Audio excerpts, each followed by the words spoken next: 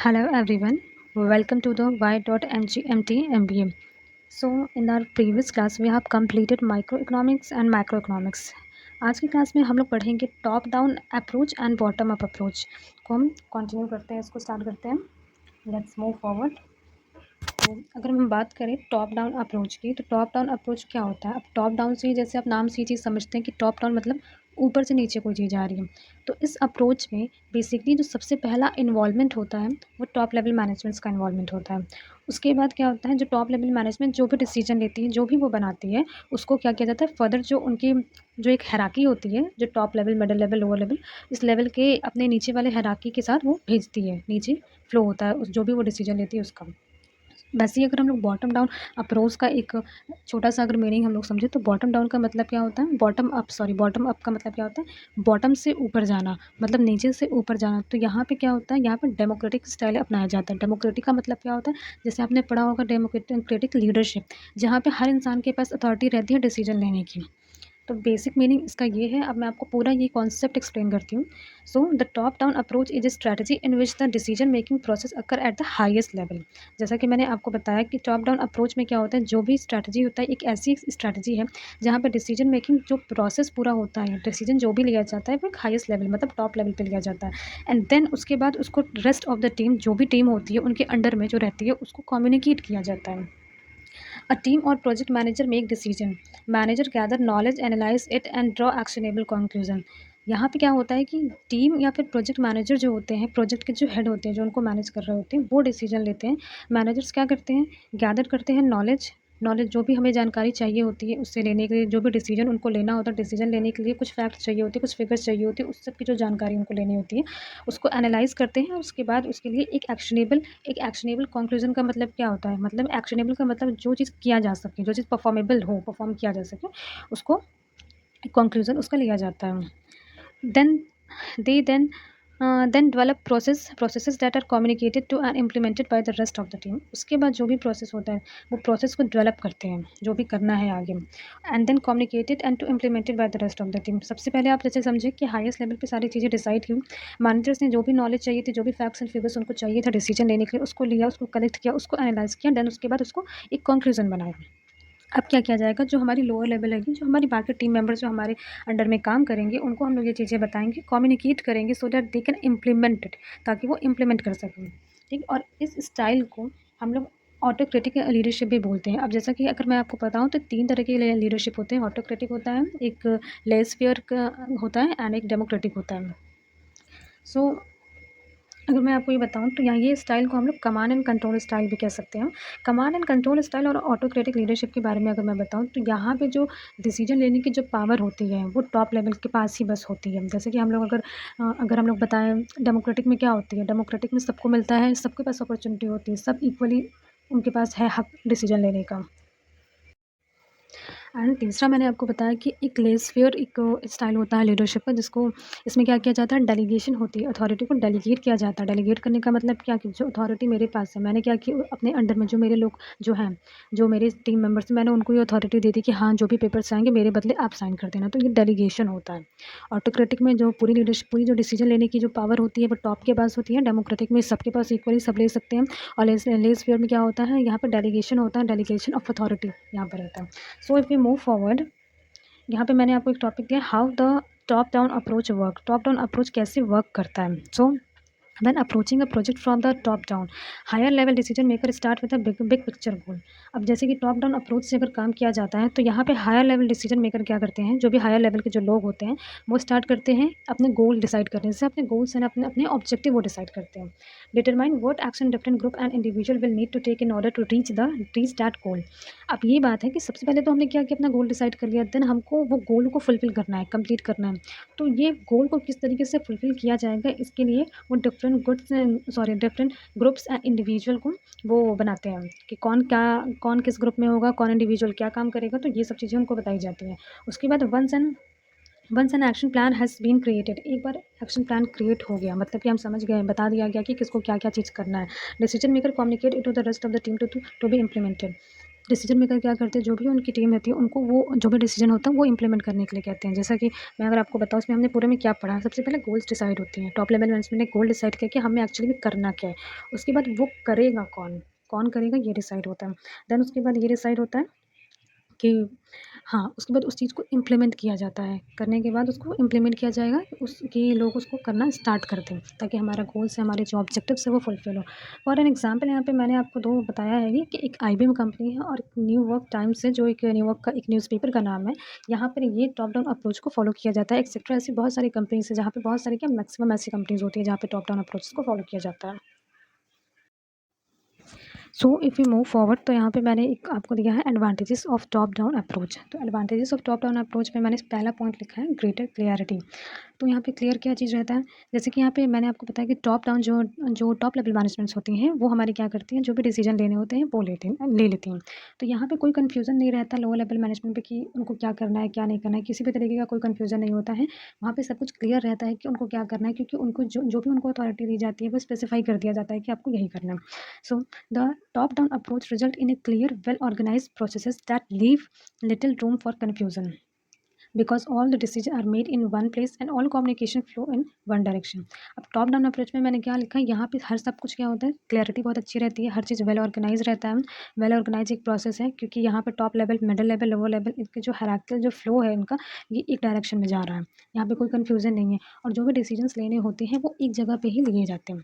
सो अगर मैं सेकंड आपको बताऊँ, मोर अकाउंटेबिलिटी। अकाउंटेबल का मतलब क्या होता है, अकाउंटेबल का मतलब जवाबदेही।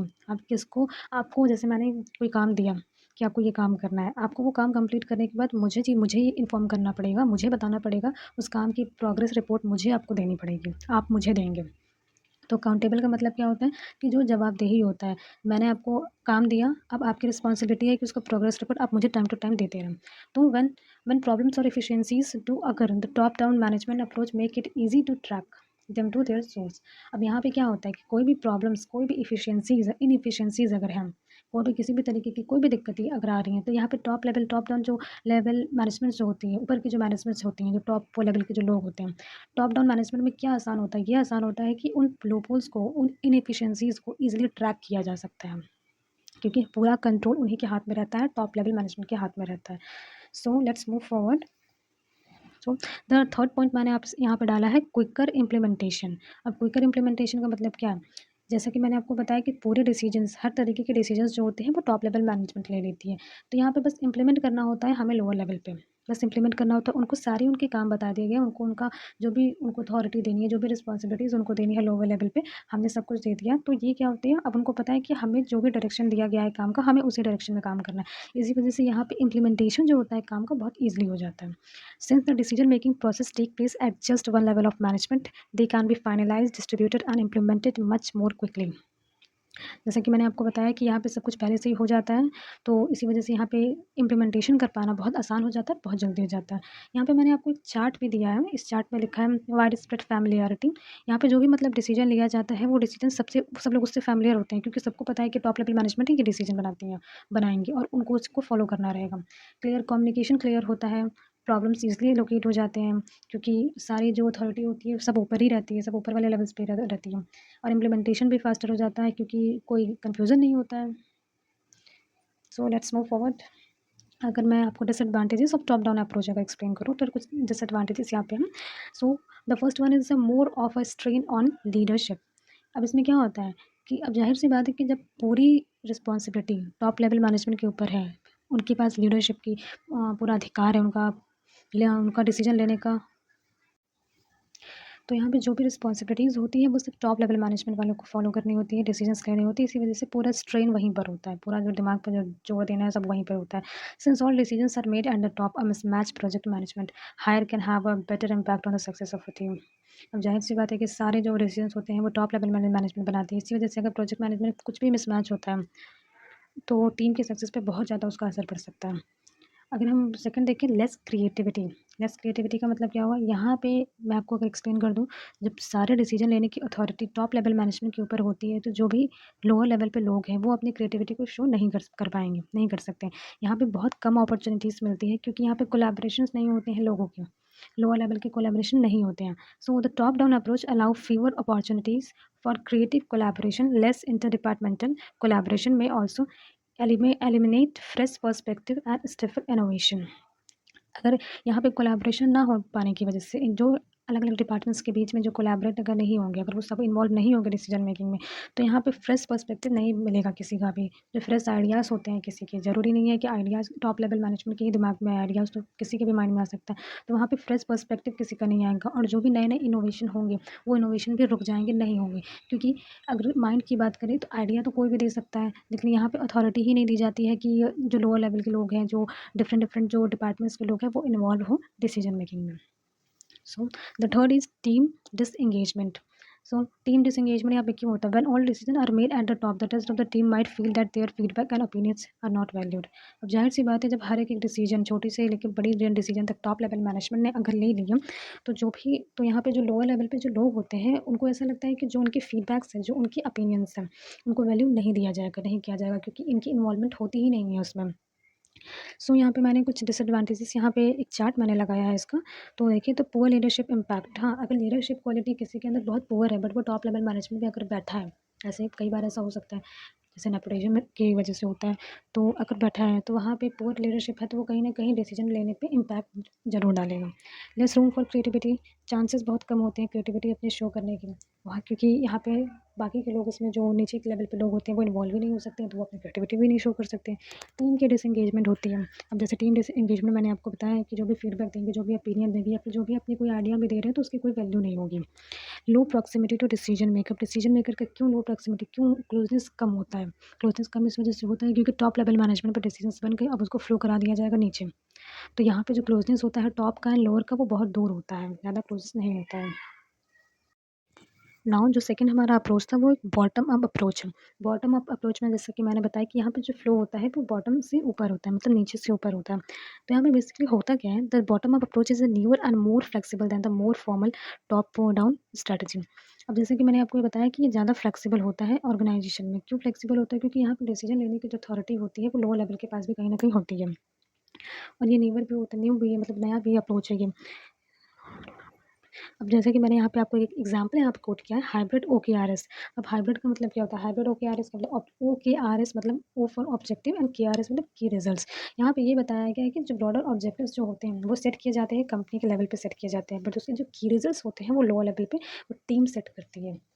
ऊपर वाले लेवल ने हमारी ऑब्जेक्टिव सेट कर दिया, अब उसके की रिजल्ट्स क्या होंगे? वो रिजल्ट जो होता है टीम और एक इंडिविजुअल, हर एक इंडिविजुअल जो भी काम कर रहा है एक टीम में, उनके द्वारा उनके कोलैबोरेशन के साथ वो सेट की जाती है की results. So if you move forward, तो advantages of bottom up approach अगर मैं आपको समझाऊँ, तो पहला एडवांटेज में क्या है? Better team moral. अब बेटर टीम मोरल कैसा होता है? यहाँ पे सभी को अपॉर्चुनिटी मिलती है अपने आइडियाज़ बताने के लिए, अपने वो भी डिसीजन मेकिंग में इन्वॉल्व हो सकते हैं, तो यहाँ पे पूरा कोलैबोरेशन होता है एक टीम का। इसी वजह से उनका जो मोरल होता है, वो बूस्ट अप होता है। So because all the member get chance to show their creativity, that's why their morale are boosted. यहाँ पे हर मेंबर जो है अपनी क्रिएटिविटी शो कर सकते हैं, करते हैं, इसी वजह से उनका मोरल जो होता है, वो बूस्ट अप होता है। Now second one is a more informed decision. Individual can have a better idea of the risk and benefit to each option. More inform decision का मतलब क्या हुआ? जैसे मान लीजिए ढेर सारे ऑप्शन है, उसमें बहुत सारे लोग भी इन्वॉल्व है डिसीजन लेने के लिए, तो यहाँ पे किससे क्या रिजल्ट आ, किससे क्या बेटर रिजल्ट मिलेगा, किसके साथ क्या रिस्क है, ये बहुत अच्छे से समझा जा सकता है। बहुत अच्छे से इसकी एनालिसिस जो है किया जा सकता है, इसकी आइडिया बहुत अच्छे से लगाई जा सकती है, हर ऑप्शन को एनालाइज करके। Now third is involvement of a middle and lower level. यहाँ पे क्या होता है कि मिडल एंड लोअर लेवल दोनों इन्वॉल्व होती है डिसीजन मेकिंग में। Other level can also show their creativity, that's why their judgement is also important. यहाँ पे जो दूसरे लेवल्स के लोग होते हैं, मिडिल लेवल के लोग जो होते हैं, जो लोअर लेवल के लोग होते हैं, ये भी क्या करते हैं? अपने डिसीजन मेकिंग में इन्वॉल्व होते हैं, कोलैबोरेट करते हैं, पूरी एक टीम कोलैबोरेट करती है, lower level as well as the middle level. इसी वजह से इनका जो इन्वॉल्वमेंट होता है, इनका इन्वॉल्वमेंट भी होता है, इसी वजह से इनका मोरल भी बूस्टअप होता है, इसी वजह से इनकी जजमेंट भी बहुत इंपॉर्टेंट रखती है वहाँ पे। So we will move on disadvantages of a bottom up approach.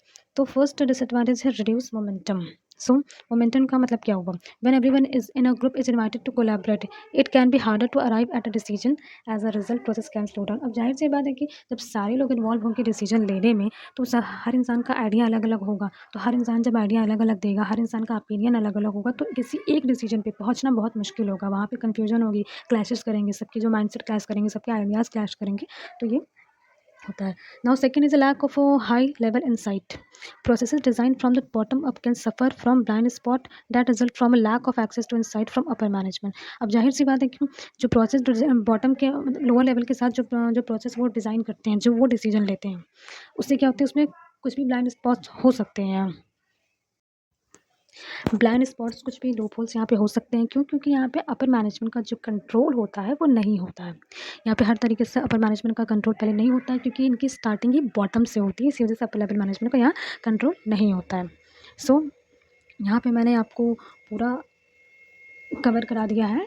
Top level top down approach and bottom up approach मैंने पूरा कवर करा दिया है। बेसिकली अगर हम इसको रिकैप करें तो टॉप डाउन अप्रोच में आप लोग ये समझ सकते हैं कि टॉप का मतलब ही हो गया ऊपर से नीचे आना, top down, and bottom up approach का मतलब क्या होगा, नीचे से ऊपर जाना। तो यहाँ पे मैंने आपको ये चीज़ बताया होगा कि डेमोक्रेटिक स्टाइल कहाँ पे अपनाई जाती है, बॉटम अप अप्रोच में, एंड ऑटोक्रेटिक अपनाई जाती है कहाँ पे, डेमोक्रेटिक हम लोग कहाँ पे अपनाते हैं, बॉटम में, एंड ऑटोक्रेटिक हम लोग कहाँ पे अपनाते हैं, टॉप में। सो मैंने यहाँ पे आपको पूरा ये जो भी कॉन्सेप्ट है मैंने आपको पूरे अच्छे से एक्सप्लेन कर दिया है। Thank you for giving your precious time, and also please like, share and subscribe. Thank you.